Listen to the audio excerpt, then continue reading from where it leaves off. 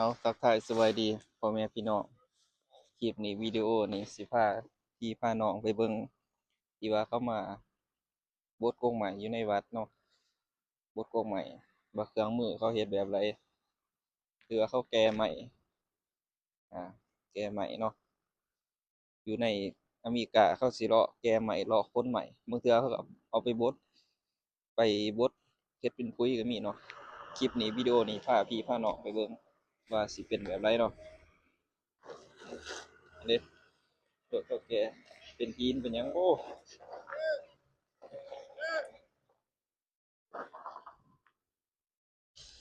เพราะว่าพวกเขาเดาะหักบดเป็นแบบกกใหม่กกหยังเศษใหม่เศษตอหยังเขาสิเอาไปเบิดไปบดบดให้มันมุนๆเนาะบดมุนๆเนี่ยเขาเอาไปเฮ็ดปุ๋ยไปใส่ในกกใหม่ไปใส่โอ้ใส่ได้หลายอย่างเนาะสามารถใส่ได้เพราะฉะนั้นเดี๋ยวพ่อแม่พี่น้องเราเห็นคลิปนี้วิดีโอนี้ถ้าว่ามันมีเนื้อหาสาระฝากกดไลค์กดแชร์ฝากกดติดตามหรือว่ากด Subscribe กดกระดิ่งไว้เพื่อว่าจะได้รับข้อมูลดีๆวิดีโอดีๆจะนำมาเสนอให้พี่ให้น้องเราได้เบิ่งนำกันเนาะเด้ที่ว่าเขาบดแล้วเขาจะเป็นมุนๆเลยมุนๆเลยเป็นลักษณะแบบนั้นแต่ก่อนนี่มันเป็นเป็นโขดบางใหญ่เลยโขดบางใหญ่แต่ว่าเขามาบดมันก็มุน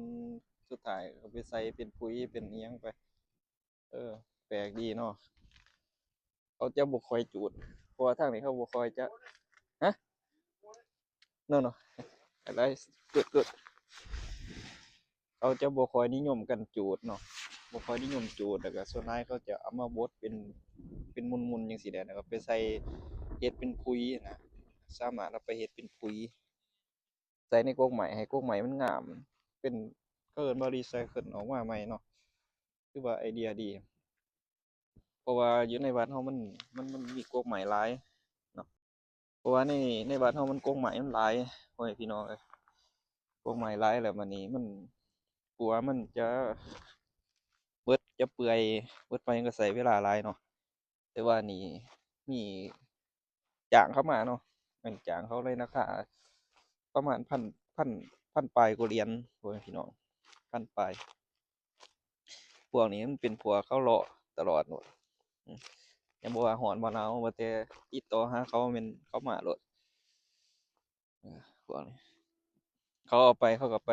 บดเป็นปุ๋ยเป็นหยังขายต่ออีกได้ทั้งสองทางพ่อแม่พี่น้องเอ้ยได้ได้ไม้ก็ให้เฮาไม้เฮาเองเสียเงินให้เขาวันนี้เขาไล่ไม้เฮาไปเขาไปบดเงินนำเฮาเขาก็ได้แล้วก็ไปบดเป็นปุ๋ยเป็นหยังเขาก็ได้อีกเพราะฉะนั้นแล้วถือว่าเขาบ่รุบเนาะเขาบ่รุบพ่อแม่พี่น้องเฮาคิดกันบ้านเฮานี่ก็สิแม่นจูดไปเอาสิพาให้เบิ่งเด้เด้ขนาดว่าอยู่ในอันที่ว่ามันหนาวๆเลยนี่สโนว์เต็มที่เขาก็มีอุปกรณ์มีเครื่องมีรถมีหยังเทคแคร์เบิ่งแยงให้คักนะจังว่าพ่อแม่พี่น้องเฮาเบิ่งนำกันสนุกก็โอ้ที่จุดเพียงหัวเขาคันว่าสนุกหลายเด้เศษไม้เศษหยังที่จริงไม้มันเป็นกกแหละงามันบ่ได้ค่อยได้จูดพ่อแม่พี่น้องบ่ค่อยได้จูดแล้วบัดนี้เฮาตัดมามันก็กองไปก็หกพื้นที่คันว่าช่วงร้อนสิบ่เป็นหยังแต่ว่านี่มันเป็นช่วงหนาวมันก็ลำบากแหน่คันเราขนเองเมียดเองนี่โอ้ใช้เวลาถือว่าลดน้ำเดะกว่าสิเบิดนี่ก็บ่แม่นธรรมดาใช้เวลานี่คันว่าเราเฮ็ดเองหยังเองนี่มันก็สิยากแหน่ใครแหน่แต่ว่าพวกเขาเชี่ยวชาญโดยเฉพาะเขารับโดยเฉพาะว่าซั่นซะมันจะดีกว่าสะดวกสบายกว่าเขามีรถมีรางมีเครื่องอุปกรณ์ของเขาเบิ่งนำกันเบิ่งอันเดะพ่อแม่พี่น้องเรา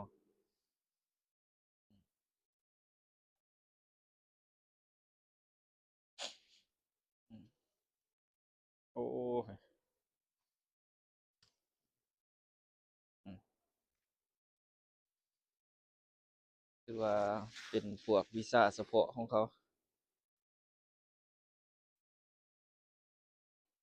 เพียงว่ามันก็แตกต่างกันอยู่วันนี้แหละเฮาบ่สามารถสิจูดได้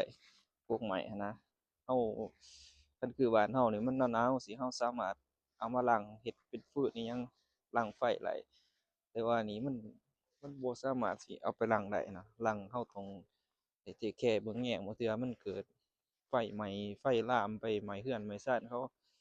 โอ้สุ่มเสี่ยงหลายอย่างเนาะจังว่าอันนี้เฮาก็ระมัดระวังเอาเฮาบ่ได้จูดแต่ว่ามันเวลาตัดแล้วลงแล้วก็ต้องได้เมียนได้มัดได้ตัดเป็นท่อนเป็นแท่นดีๆแล้วก็คันเฮาคนเองอีกมันก็ยากแต่ว่าพวกที่ว่าเขามาเก็บนี่มันจะดีกว่ากันดีมันว่ามันละเอียดกว่ากันเขามีเครื่องอุปกรณ์มีทีมงานรับเหมาของเขาโดยเฉพาะนะมันง่ายกว่ากันพ่อแม่พี่น้องเอ้ยคันว่าอยู่ในประเทศอเมริกาเนาะแต่ว่าส่วนใหญ่เป็นพวกของคนคนแม็กพวกนี้เขาเฮ็ดละเอียดเฮ็ดดีคักนะเดี๋ยวว่ามาทายให้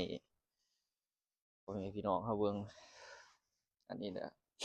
วิถีชีวิตเนาะอยู่ในคลิปสิว่าจั่งใดเด้อ เออคนลาวเราที่ว่าอยู่ในอเมริกามันก็แตกต่างแชร์ประสบการณ์อ่าถ้าว่าผิดพลาดแนวใดก็ขออภัยนำพี่นำน้องเรา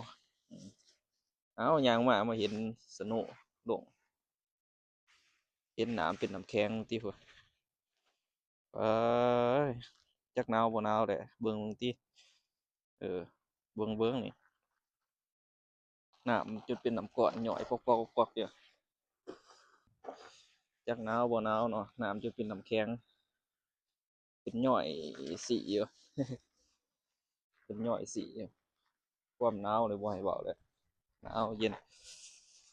อืมสิพาไปเบิ่งสนุที่ว่าเขากวดหลังจากเขากวดเมื่อวานนี้นะ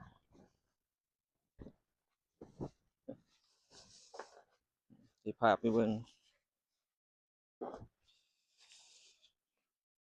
นี่เด้เพราะว่ามื้อนี้อากาศก็หนาวอีกเด้มันก็เลยแข็งพูดอืมคันอากาศหนาวแล้วมันแข็งนี่มันบ่เปื่อยเพราะว่าอากาศข้างนอกมันยังหนาวอยู่โอ้คิดเบิ่งติโอ้โฮบ่แม่นว่าอันนี้เด้แข็งเด้เป็นน้ำก้อนเด้นี่บ่ได้แตกง่ายๆเด้นี่ผู้ใดมาเหยียบนี่มึนหัวแตกย้อนเด้นี่เออโอ้มันแตกต่างกันคันมันตกมาโดนเขากวดนี่มันแข็งคันปลาใหม่ๆนี่บ่เป็นหยังเนาะใหม่ๆบ่เป็นหยัง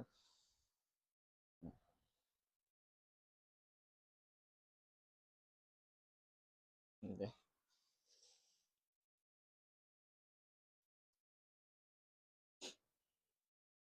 อ้าวโอเค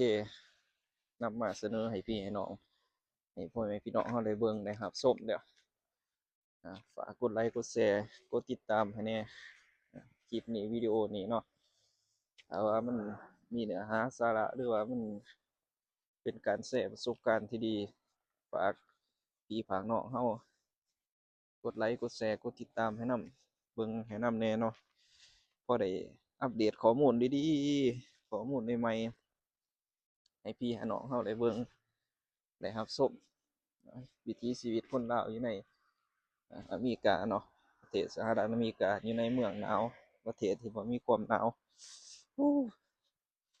หนาวคักหนาวแหน่อืมถือว่าหนาวเย็นว่าซะบ่ได้แซ่ให้พี่ให้น้องเราได้เบิ่งโอ้ก่อนสิได้เอามาเห็นอันนี้มาเบิ่งนำกันเบิ่งนี่ป่า